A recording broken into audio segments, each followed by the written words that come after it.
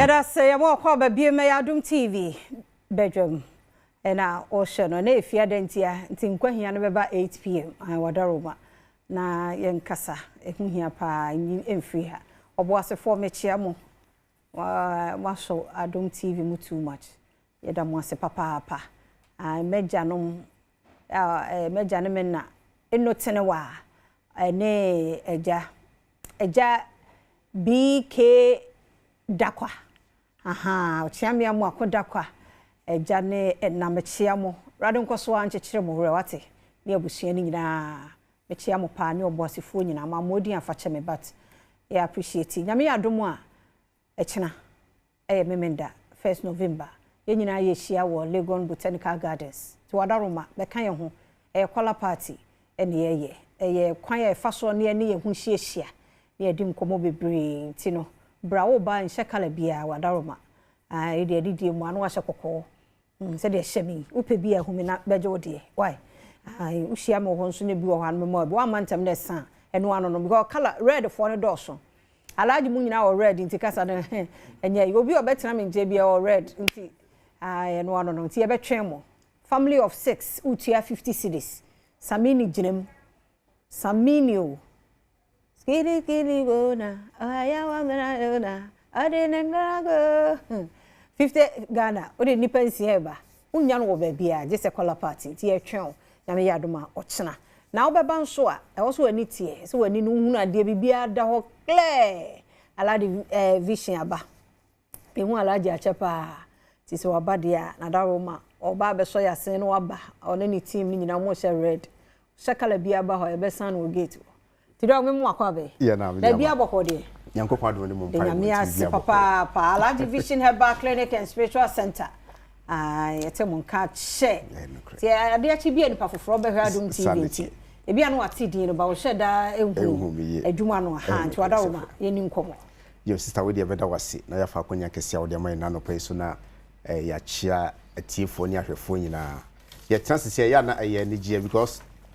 adansidie e koso adwuma so dey wo ye na se adansidie e koso sa aye ni gie de mawo sanity se fi omo outside omo frɛ adansidie omo Ghana ha adansidie timida timida pa de nyame ase ye hwenno ni ho ensem no yo bia na obi ahwɛ meda atie meda wontu ana obi susu hu meda the first time nie timiden a obo amje so na traditional and herbal Dr. Alhaji Idris opanyi kwanche for me na meda Alhaji Vision Herbal Clinic and Spiritual Center kokomlimli ha ya ne wo Adom TV kase aye kasa mu yachi nti ma me ne papa wutim na no pa ni de ahobrase mu e bia na wo haw bi aye kwankro ene daw so wo de ne ani hu haw ade wa kira wu hu eben wa wu hu obi anu sie ne wisie ne wantanye se wontu hu anamon watu anamon akọ hospitals bebre obi okra wa ye surgery da wa ye operation be still ade ne ha no Alhaji se ka wakoma fatu yem maka to se ho no eyen haban enubuna enunsine enuanum biaba na twedi ampo Nyankopon adawro ma ode fa me nanom so no mo hyira so ede amame na me didi djuma to how ne amane bi eda so yare afi utaso besi wonase obi se adwuma sem Alhaji aware sem anioma nkoyie mame ade amesom bia na asei ka wakoma fatu yem se ho me ye spiritual check-in nti se wo ba wo how na eda so no ye hwe ho kwan because ebrebia mbu be mpani force sa wotwe homa firi so na sama e bibi ne kita muti na entumi mba enti wo hawo na wa chini ache watu ho na mon ebrebia me ka se menuanum kiso bebre se Alhaji aba mu abu because ya fat na bom paye de ye pani ye hu ye but ya me ka che mu se da bia ma wa ba mu Nyankopon nsin firi soro emeye ma wode nam ne nko aso nyame akwa bi se Alhaji Vision anyame abie na ne ye hu ade a wo ba obehwe aye wo ho kwan bia ma wo no ne watu na mo ba no wa benya wo fa ho die na se wo nya wo fa ho die nso a na wako asori dem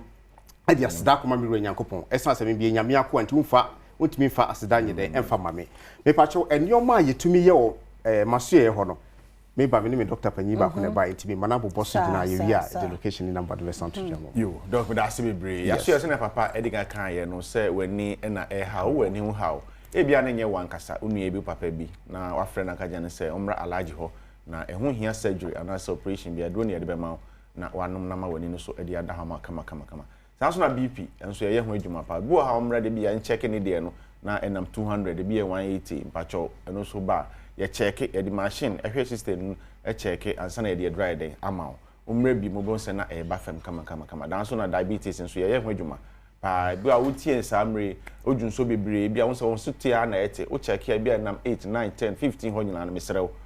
eno so ba ya hwe ya ho e bi emfa ho ne nura wanom ene bi ampane ya wawo ba ya hwe ne ya madura bibia ba kama ede ama san so na ba na se bemba mu pe awo e bi amo akini ache nanso bi a yehu ba bi a problem no so ba no na se bemba no e bi nso ana e spiritual ade bi na ekura mu ni nyina no ba papa be hwe na ba ye ho adwuma ama mu kama san so na ye nua ma mu konfikyere bi a mu bre e bi de esesa e bi de so moja no ba entwa e bi nso de ba tum ni nyina no ba papa be mo adura che se e betimi a regulate ne kama e de ama san so na stroke ye ho adwuma papa wo tie mi e bi a papa bi aha wo na na bi e bi ana oyare stroke mu de na chini kasa ne ye nso e bi ana aka nantia na se nantia ne ye so aka kasa ne kakra mo ba eno so mumpegya no emfamra ne hia ne sam de ne beba bo afro se papa we ntimi ma emfa ne ma wo fie mesrɛ mo mo de ne ba ya so ya boa ema ye nhwemu yi na fa de adro aka na ese bibia aye kama e de ama so na ye nua mema wo tie nsa nua hwe e bia na bibi nti o mema yo aba fam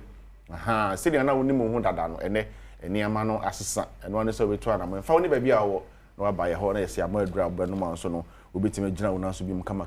ni ma ye bebre ma diga catch stroke ye ho adwuma spiritual marriage papa ye ho adwuma e bia upa adwuma sem enkoyi emfama awari sem so no be ni bi wakra mo se doc me nam kra obia emfrem ya na Alhaji me nama obia emfrem serew ne nyina no ba papa ha obehwe no ye ho adwuma e de ama na ye candidates ye niamba no eso a na me wo bi wana ne dia no so ene how na no wo se nsuo bi egu enye enika me serew bebre